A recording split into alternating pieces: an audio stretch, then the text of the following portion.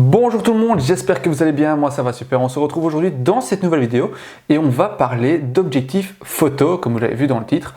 Mais avant tout, je tenais à vous souhaiter une très heureuse année 2022, que celle-ci vous apporte beaucoup de bonheur, surtout une bonne santé et aussi réaliser vos plus belles photos de cette année. Enfin voilà, n'hésitez pas aussi à partager vos images avec moi via les réseaux sociaux comme Instagram que vous retrouvez ici en description et aussi ma page Facebook bien sûr. Le plus important pour moi, c'est de fixer son budget. D'abord, le budget va vraiment être la base sur laquelle vous allez vous reposer. Donc, calculer un budget moyen que vous pouvez investir dans un objectif. Chose aussi qu'il faut savoir, c'est que vous pouvez mettre plus de budget dans l'objectif que dans le boîtier si vous achetez un combo.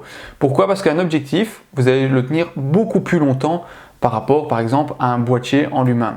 Moi par exemple, si vous prenez un 400 2.8 ou même un 150-600 de chez par exemple Sigma ou Tamron, vous pouvez facilement mettre une ou deux, trois générations de boîtiers dessus sans avoir de souci de changer d'objectif. Pourquoi? Parce que simplement les technologies et les matériaux des objectifs évoluent plus lentement que les boîtiers.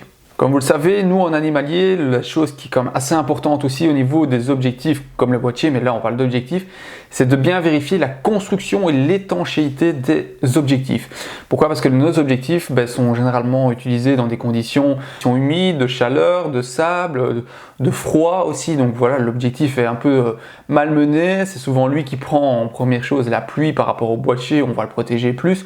Pensez à prendre des objectifs qui sont de bonne construction, donc privilégiez parfois le magnésium, aluminium au polycarbonate plastique. Vérifiez bien qu'il a des joints d'étanchéité ou une tropicalisation assez importante ou au moins un minimum au niveau de sa construction. C'est ça qui va vraiment déterminer un peu aussi votre choix à ce niveau-là. C'est un critère qu'il faut tenir en compte quand nous on fait de l'animalier. Chez Canon par exemple, c'est très simple, c'est toute la gamme de série L qui est vraiment typée tropicalisée et construction plus intempérie. Chez Sigma, on va retrouver la gamme Sport qui est généralement plus ciblée pour ça. Chez Tamron, c'est un peu différent parce que ça dépend des objectifs, mais la plupart maintenant des gammes SP sont tropicalisées aussi. Bien vérifier cet élément-là. En animalier, ce qui est important aussi, c'est de savoir cibler le type de sujet que vous voulez photographier aussi. Si par exemple vous êtes plutôt mammifère, là des focales parfois un peu plus courtes ne sont pas spécialement dérangeantes. On peut tourner sur du 300, 400, 500 mm sans problème. Par contre, si vous commencez à faire beaucoup de photos d'oiseaux, là on va privilégier des longues focales, donc à partir de 400, c'est déjà un peu limite, mais 500, 600, voire plus, suivant les extendeurs qu'on peut mettre sur les objectifs. Donc c'est important aussi de savoir le type de photo que vous allez faire. Après aussi de savoir si vous êtes plutôt randonnée ou affût. Pourquoi? Parce que là on va jouer sur le côté transportable ou fixe. Par exemple, si vous faites comme moi beaucoup d'affût, le fait d'avoir un objectif qui est très lourd, c'est pas grave parce que 3/4 du temps il est posé sur le trépied et on n'y bouge pas. Par contre, si vous faites beaucoup de randonnées, là on peut partir sur des objectifs qui sont plus légers comme des 100-400 ou des 150-600 Tamron qui vont être des objectifs moins encombrants et plus facilement transportables. Chose qui est très importante aussi, c'est de tenir compte du type de capteur que vous avez sur votre boîtier et l'évolution possible vers un autre type de capteur. Parce que voilà, on est beaucoup en tant qu'amateur ou débutant d'avoir des capteurs APS-C. Le capteur APS-C par rapport au plein format, donc le plein format qui est le 24-36, qui est un peu la référence base au niveau des boîtiers, et les objectifs sont conçus généralement pour ce type de capteur. Si vous prenez un 400 mm sur un APS-C par exemple, ça fera un crop de 1.6, et si j'ai plus de bêtises, vous êtes sur un 640 mm. Donc vous voyez, on peut jouer sur la focale à ce niveau-là et donc c'est important aussi de savoir le type de capteur que vous avez parce que si vous avez un APS-C, vous pouvez prendre un 400, ça fera l'équivalent d'un 640 sur un plein format. C'est pour ça que parfois moi j'ai même tendance à conseiller de prendre par exemple sur des capteurs APS-C des objectifs comme le 120-300 de chez Sigma qui ouvre à 2.8 parce que comme vous avez déjà ce crop factor 1.6 ou 1.5 suivant les boîtiers, vous avez déjà plus qu'un 300 mm et en plus de ça on peut même parfois ajouter un extender que je vous expliquerai plus tard qui permet encore de rallonger la focale sans perdre cette ouverture de base que vous avez sur le capteur APS-C parce que comme vous avez un capteur APS-C, oui vous allez avoir une multiplication un peu de votre votre tirage, votre focale, mais par contre votre valeur d'ouverture f, elle sera inchangée par rapport à ça. Donc si c'est 2.8, ça restera 2.8, si c'est f4, ça restera f4.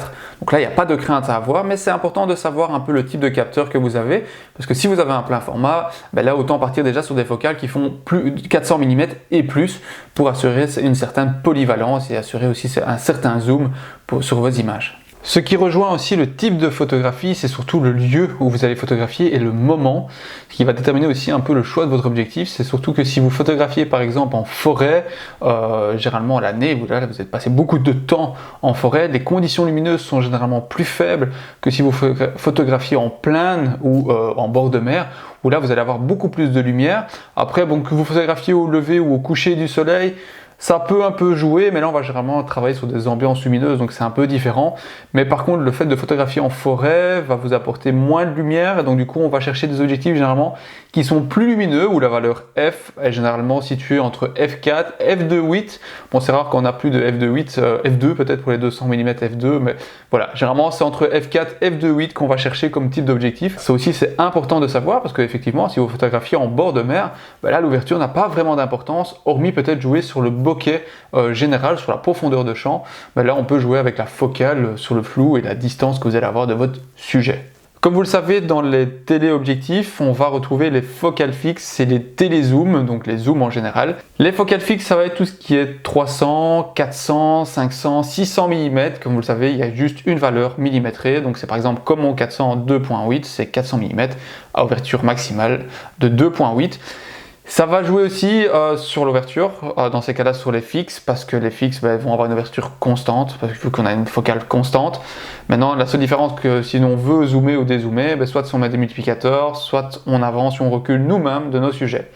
Ensuite, les télézooms, pour moi, ils sont assez sympas, dans le sens que si vous ne savez pas bouger et que un sujet vient plus près vers vous ou autre, vous savez changer votre focale facilement. Donc on peut passer de 100 à 400 ou de 150 à 600 mm. Donc c'est très pratique, mais par contre il y a un petit bémol, c'est que l'ouverture est généralement glissante, qu'on appelle ça. C'est-à-dire que si vous êtes par exemple de 150-600, si vous êtes à 150 mm, vous êtes à f4, et une fois 600 mm, vous allez vous retrouver à 6.3. Donc ça veut dire qu'on va refermer un peu l'ouverture et on aura moins de lumière à l'intérieur pour le capteur. Ce qui veut dire qu'on va monter un peu en ISO pour compenser. C'est pas toujours top si vous faites des photographies en sous-bois, parce qu'on va se retrouver avec des paramètres qui vont varier. Donc là, on va devoir jouer avec des ISO automatiques pour compenser un peu cette différence. Et parfois, les photos peuvent être plus belles à de 300 mm qu'à 600 mm à cause de ça. Ensuite, il faut aussi parler du multiplicateur de focale, parce que pour moi il est important quand vous faites le choix d'un objectif. Si vous, comme moi par exemple, vous partez sur des focales fixes, ou même parfois certains zooms qui peuvent utiliser le multiplicateur, on va retrouver par exemple les 120-300, les 300, les 400, les 500 et les 600 mm. Ce sont des objectifs où on va utiliser souvent des multiplicateurs de focale. Pourquoi? Parce que c'est des objectifs déjà qui ont une plus grande ouverture et qui vont mieux les tolérer. Il faut savoir que le multiplicateur va permettre de zoomer un peu entre guillemets dans l'image, on va dire ça comme ça. En fait, ça va multiplier votre focale par une certaine valeur, donc c'est généralement 1.4, donc une fois 1,4 ou x2. Donc si vous avez par exemple moi le 400 devient un 560 mm et il devient un 800 mm. Le multiplicateur multiplie la focale, mais multiplie aussi l'ouverture, donc ce qui veut dire qu'un 2.8 devient un f4, et qu'un f4 devient un 5.6 pour un 1.4. Si maintenant c'est un x2, c'est un 2.8 devient un 5.6, et si c'est un f4, il devient un f8 simplement. Donc moi j'ai l'avantage par exemple avec mon 402.8, c'est que si je mets un x2, ça devient un 800 mm 5.6 qui reste encore assez lumineux pour faire certains types de photos, mais attention, ça peut dégrader un peu l'image aussi sur ces objectifs. Donc voilà, c'est quelque chose qu'il faut tenir en compte. Si on veut l'inclure aussi dans son budget, on peut très bien partir sur ça. Par contre, je les déconseille fortement pour tout ce qui est 150-600.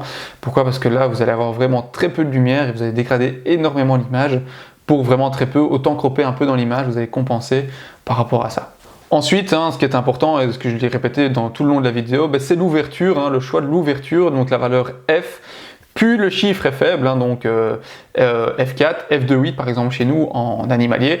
ben, c'est le plus bénéfique. Ça va jouer sur la profondeur de champ, ça va jouer sur la quantité de lumière bien sûr, et sur la zone de netteté, hein, comme je vous disais, donc la profondeur de champ.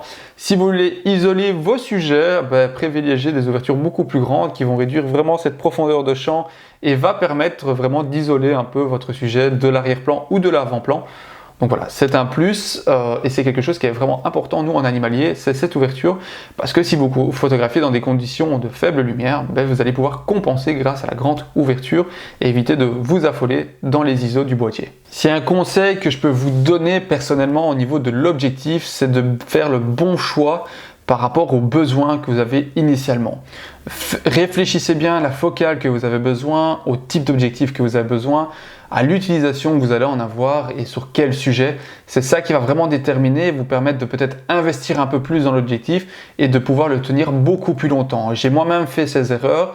Venant du 150-600, je me suis dit qu'un 300 mm 2.8 serait légèrement suffisant, mais malheureusement, j'ai travaillé souvent avec des focales entre 400 et 600 et comme vous pouvez l'imaginer, j'utilisais très rarement mon 300 à 2.8.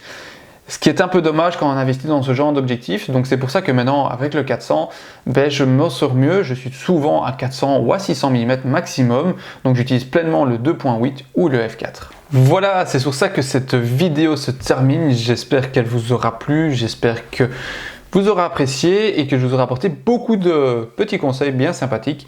En tout cas, on se retrouve prochainement dans une nouvelle vidéo. J'ai un nouveau produit qui pourrait vous intéresser justement, que je vais tester, un produit vraiment ciblé sur l'animalier. On se retrouvera sur le terrain, bien sûr, pour tester ce produit.